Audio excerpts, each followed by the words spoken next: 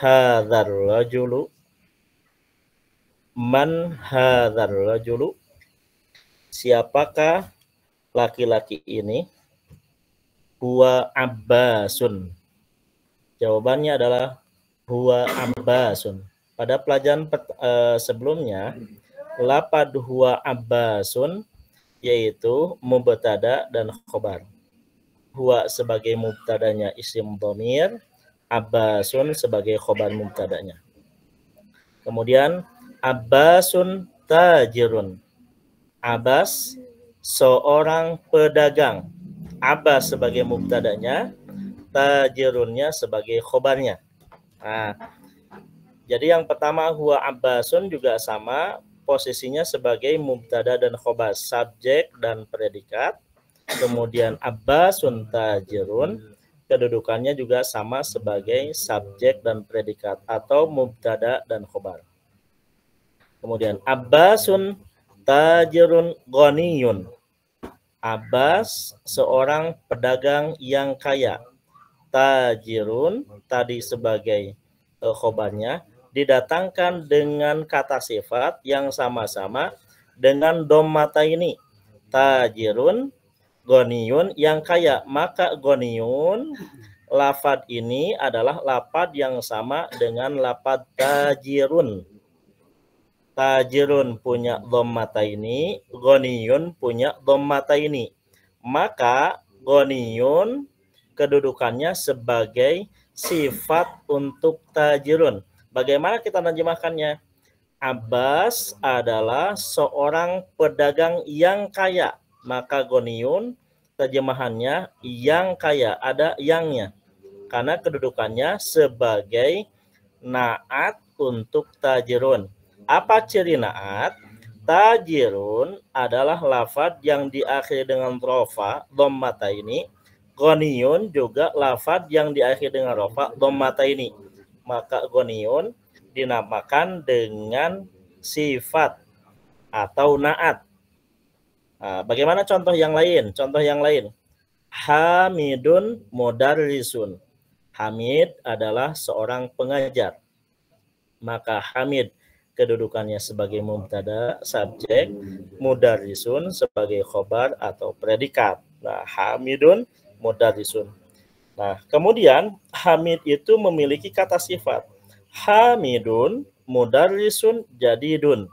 Hamid adalah seorang pengajar yang baru. Nah, jadidun diterjemahkannya yang baru karena dia kata sifat. Apa cirinya? Mudarrisun diakhiri dengan dhammata ini, jadidun diakhiri dengan dhammata ini. Kemudian lafaz jadidun itu adalah kata sifat baru. Nah, baru kemudian sama-sama di dhammata ini kan. Maka jadidun kedudukannya sebagai kata sifat untuk mudarrisun. Ma hadza, apa ini? Jawabannya adalah hadza tufahun. Kalau jawabannya hadza tufahun, maka hadza sebagai mubtada, tufahun sebagai khobarnya. Nah, at-tufahu fakihatun. Apel, atufa itu artinya apel. Apel adalah buah-buahan. Buah-buahan yang bagaimana? Ladhidatun. Buah-buahan yang enak. Maka nerjemahkannya yang enak. Kenapa? Karena ladhidatun merupakan kata sifat untuk fakihatun. Apa cirinya? Fakihatun diakhiri dengan dhammata ini, ladhidatun diakhiri dengan dhammata ini. Maka ladhidatun kedudukannya menjadi na'tun untuk fakihatun. Ma dzalika, apa itu? Dzalika usfurun. Maka kalau jawabannya dzalika usfurun, itu adalah burung. Dzalika sebagai mubtada, usfurun sebagai khobar mubtadanya, subjek dan predikat. Kemudian al usfuru ta'irun. Burung itu burung pipit, usfur itu burung pipit itu adalah burung yang bagaimana kata sifatnya?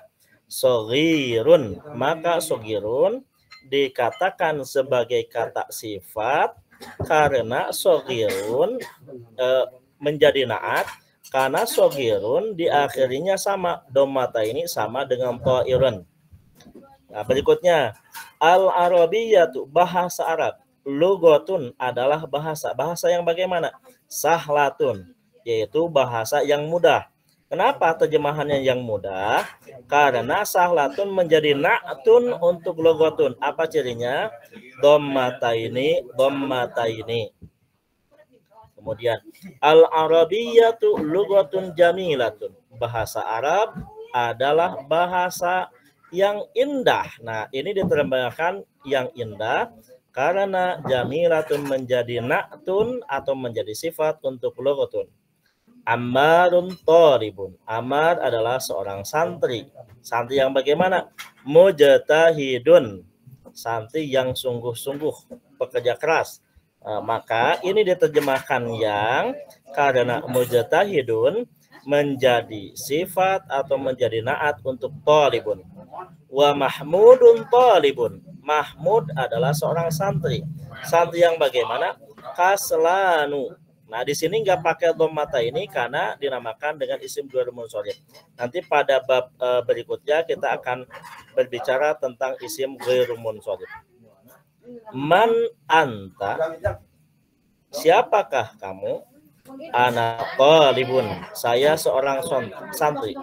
Anta talibun jadidun, apakah Anda adalah seorang santri yang baru? Nah, jadidun menjadi naat untuk talibun. Karena jadidun baru merupakan kata sifat yang harokatnya sama-sama dhammata ini dengan talibun. Naam, ana talibun jadidun.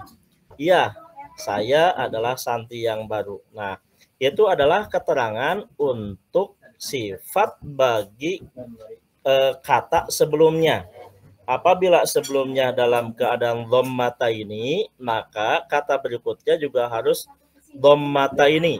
Maka kata berikutnya dinamakan dengan kata sifat. Nah, mari kita lihat pada contoh bacaan berikutnya supaya memanjangkan pemahaman kita akan makna sifat dan mausuf atau naat dan man'ut.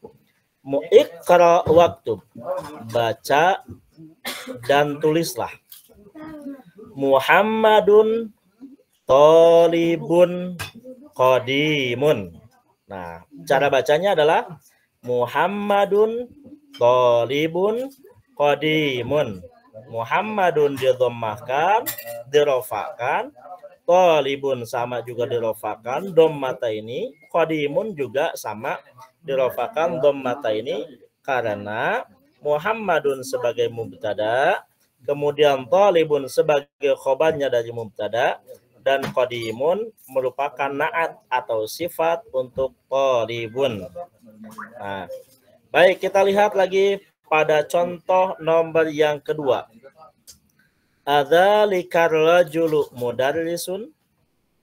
Nah, ditambahkan dengan kata sifatnya. Adzalikar rajulu mudarrisun jadidun. Apakah laki-laki itu seorang guru yang baru? Nah, jadidun diterjemahkan dengan yang baru karena jadidun menjadi naat atau sifat dari mudarrisun. La huwa tabibun jadidun. Tidak, dia adalah seorang dokter yang baru. Nah, ini menerjemahkannya adalah yang baru.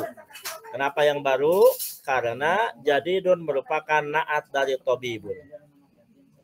Hadza darsun sahlun. Ini adalah pelajaran yang mudah. Sahlun dibacanya dengan dhammata ini. Karena sahlun adalah kata sifat dari darsun. Nah, sahlun artinya mudah. Ini adalah pelajaran yang mudah. Sahlun diterjemahkannya yang mudah. Bacanya adalah sahlun. Hadza darsun sahlun. Nomor 4. Abbasun tajirun syahirun. Abbas adalah seorang pedagang yang terkenal. Syahirun diterjemahkannya dengan yang terkenal. Kenapa syahirun terjemahkan terkenal? yang pakai yang terkenal karena sahirun menjadi naat untuk tajir